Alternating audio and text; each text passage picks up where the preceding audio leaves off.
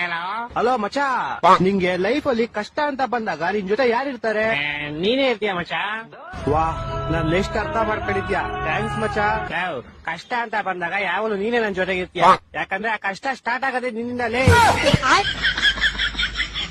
Low, ಹೋದ್ ತಿಂಗಳು ಕಾಲೇಜಲ್ಲಿ ಸೀನಿಯರ್ಸ್ ಎಲ್ಲ ನೀನು ಗುಂಪಾಕೊಂಡಿರ್ಬೇಕಾದ್ರೆ ಬಂದಿದ್ ಯಾರು? ನಾನು. ನಿನ್ ಹುಡುಗಿ ಮ್ಯಾಟ್ರಿಗೆ ಅವತ್ ನೀನ್ ಕಾಲೇಜಿಗೆ ಬಂದಿರ್ಲಿಲ್ಲ ಅಂತ ನಿನ್ ಜೊತೆ ಯಾವಾಗ ನಾನೇ ಸುತ್ತಾಡ್ತೀನಿ ಅಂತ ನಿನ್ ಬದಲು ನನ್ನನ್ನ ಹಾಕೊಂಡ್ ಹೋಗಿದ್ರು.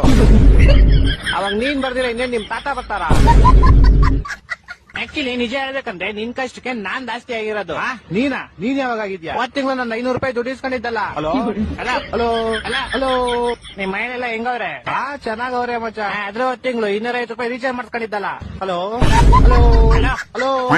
ಊಟ ಎಲ್ಲ ಆಯ್ತು ತಾನೆ? ಹ್ಞೂ ಮಚ, ಆಯ್ತು. ನಿಂದು? ಅದ್ರ ಹೋದ್ ತಿಂಗಳು 200 ರೂಪಾಯಿ ಪೆಟ್ರೋಲ್ ಇಸ್ಕೊಂಡಿದ್ದಲ್ಲ. ಮಚ, ಏನೋ ಕೇಳಿಸ್ತಾ ಇಲ್ಲ, ನಿಂಗೆ ಆಮೇಲೆ ಮಾಡ್ಲಾ?